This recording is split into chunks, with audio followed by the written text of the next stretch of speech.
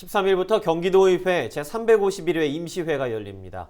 여러 논의가 진행될 예정인데 그 가운데 아동의 눈 건강 증진 조례안이 있는데요. 근거 마련에 나선 김우석 경기도의회 의원과 관련된 이야기 나눠보도록 하죠. 의원님 나와 계십니까? 네, 안녕하세요. 반갑습니다. 경기도의회 교육기획위원회 김우석 도의원입니다. 네, 반갑습니다. 아동 눈 건강 보호, 물론 중요한 문제인데요. 지금 이 시점에 왜 도의회가 두 팔 걷어붙여야 하는지 먼저 좀 설명해 주시겠어요? 요즘 학생들을 보면 스마트 기기가 없이 생활하는 것은 좀 불가능한 상황에 와 있어요. 그런데 더더군다나 작년 저희가 경험했던 코로나 팬데믹 때문에 원격 수업이라는 처음 시도해보는 어떤 수업 방식을 채택하고 있고 거기에 발맞추어서 스마트 기기를 보급하고 있는 상황입니다. 근데 이 아이들이 이 스마트 기기를 이용하는 데 있어서 올바른 방법을 알려준 적은 단 한 번도 없어요. 그러니까 저희가 잘 아는 것처럼 우리가 배워야 할 모든 것들은 유치원 때 배웠다고 하는데 뭐손 씻기라든지 발 씻기라든지 일반적인 것들은 가르쳐 주면서 눈 건강에 대한 중요성은 한 번도 이야기된 적이 없다라는 말씀을 좀 드리고 싶고요. 이런 스마트 기기에 대한 보편화를 통해서 학생들이 올바른 교육 방법을 갖고 눈 건강에 대한 중요성을 좀 알아야 될 때가 됐다라고 판단돼서 이번 조례안을 상정시키게 되었습니다.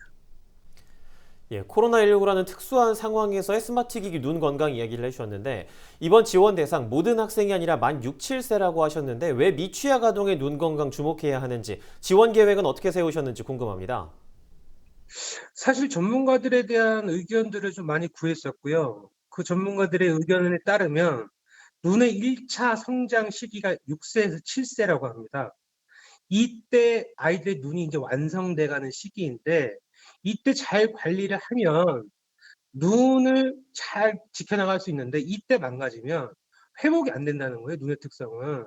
다른 것들은 좀 안 좋아지면 뭐 열심히 노력을 해가지고 복구가 되고 정상화가 되는데 눈 건강은 그렇지 않다는 거거든요. 안 좋아지는 걸 늦출 수는 있지만 안 좋아진 걸 회복할 수는 없다라는 거예요. 그래서 6, 7세 아이들에게 눈의 중요성을 인식시키는 그런 교육들이 상당히 중요하다고 판단되었기 때문에 6, 7세를 좀 중점적으로 좀 해야 될 것 같다라는 좀 말씀을 드리고 싶어요.